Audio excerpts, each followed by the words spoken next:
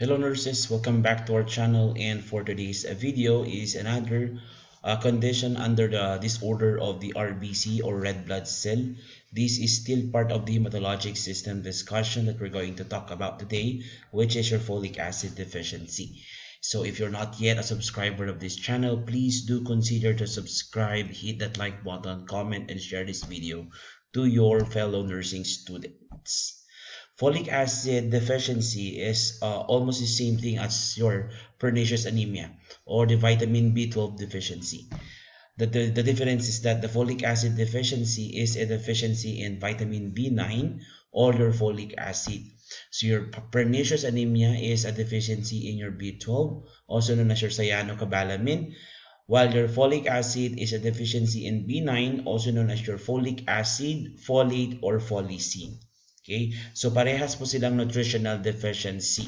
So what is the use of folic acid in our body? Folic acid is important in order for immature red blood cells to become mature red blood cells, because without that, okay, the red blood cell, which is produced, or erythrocytes or the reticulocytes produced by your bone marrow, would maintain as such. Therefore, it will not become mature and will not be able to perform the function or the important function of RBC, which is to deliver oxygen to the different parts of our body. As I mentioned earlier, folic acid deficiency is a deficiency, okay, in your folic acid or vitamin B9, also known as folicin or folate, in combination with vitamin C deficiency, which leads now into the development of anemia. And this anemia would make erythrocytes abnormally large. That is why these abnormally large erythrocytes would be called as macrocytic or megaloblastic.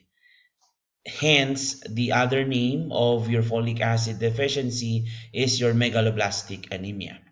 Now, what causes your folic acid deficiency or megaloblastic anemia?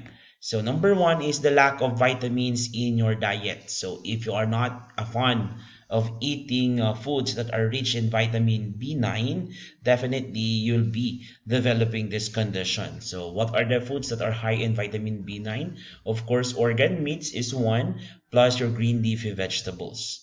Another one is if you are taking a medications such as your anticonvulsants, PPI, or proton pump inhibitors, your anti-ulcer drugs, that can affect how much of these vitamins your body can absorb. So if you're taking up these drugs, okay, you'll not be able to absorb more of this vitamin B9 in your body. Okay. Now, what are the signs and symptoms to confirm that you have your vitamin B9 deficiency or your folic acid deficiency? So definitely, since this is an anemia, you would have the signs and symptoms of patient who is having anemia, such as your extreme tiredness or your easy fatigability or fatigability. Lack of energy still related to fatigability because um, um, your blood brings the oxygen plus the nutrients to the different parts of the body. So without this, you'll not be able to perform well because you have lack of energy. Pins and needles, okay, in your phalanges, or I mean the fingertips, which is the tingling sensation, as we already described, which is known as your paresthesia. And we all know that paresthesia is a common sign of your B complex deficiency. That is why if you are having paresthesia or the tingling sensation in your hands, the doctor would expect to order B complex to address that problem. Sore and red tongue, okay, sore and red tongue, same as with your pernicious anemia, okay, and mouth ulcers because your B12 maintains also your mucosal integrity. Other signs and symptoms include muscle weakness, disturbed vision, psychological problems, which may include depression and confusion, and the same thing with your pernicious anemia. It can also lead to psychosis if not managed. All of these is because there is not enough RBC developing in our body because of the lack of folic acid.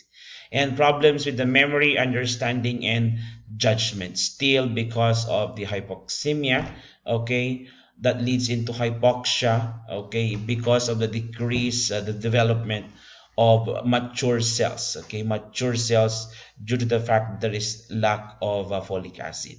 Okay, so what are the nursing management? It's almost the same, okay, almost the same with your pernicious anemia. The focus is to manage the cause of the problem or to manage the signs and symptoms, known as your palliative care. Number one is, of course, enforce complete bed rest. As I keep on repeating, in all anemia cases, the more activity you do, the more or the increase the oxygen demand that you need.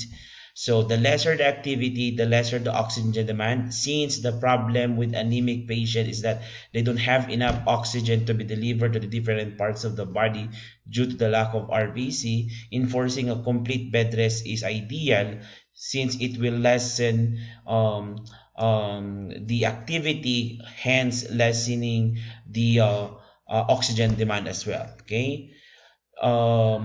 Vitamin B12, or for this one, you will need to administer vitamin B9, not vitamin B12. I'm sorry for the error, but as I've mentioned, it's almost the same with vitamin B12 deficiency and kanya management. Okay, so you need to administer vitamin B9 injections. Am I correct? I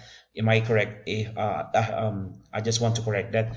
Let's administer vitamin B9 injections at monthly intervals for lifetime as ordered, especially if the cause of the problem is also irreversible. Okay, not given oral due to patient might have tolerance to drug. Diet, okay, should be high in calorie or fats, and increase also protein plus iron to be taken with vitamin C as well, okay, to manage the anemia. Then avoid irritating mouthwashes and super use of toothbrushes because of mouth sores. Okay, and of course avoid applying electric heating pads because this can lead to burns. All the same with management with pernicious anemia. Again, everything is almost the same with pernicious anemia. The only difference is the cause, okay, or the deficiency itself.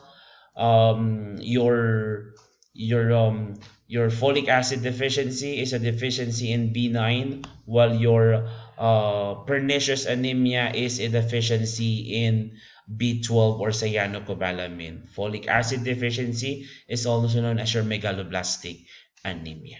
Okay, so that would be all for the discussion of your folic acid deficiency. If you do have any questions, feel free to comment it down below. Include the school where you're from para alam ko kung saan nakakarating ang aking videos. Thank you very much guys for watching, and abangan nyo po ang mga sunod na videos pa natin regarding hematologic system. We'll try to finish this video series so that you'll be able to have an idea about the hematologic system, including its disorders. So thank you very much and see you next time.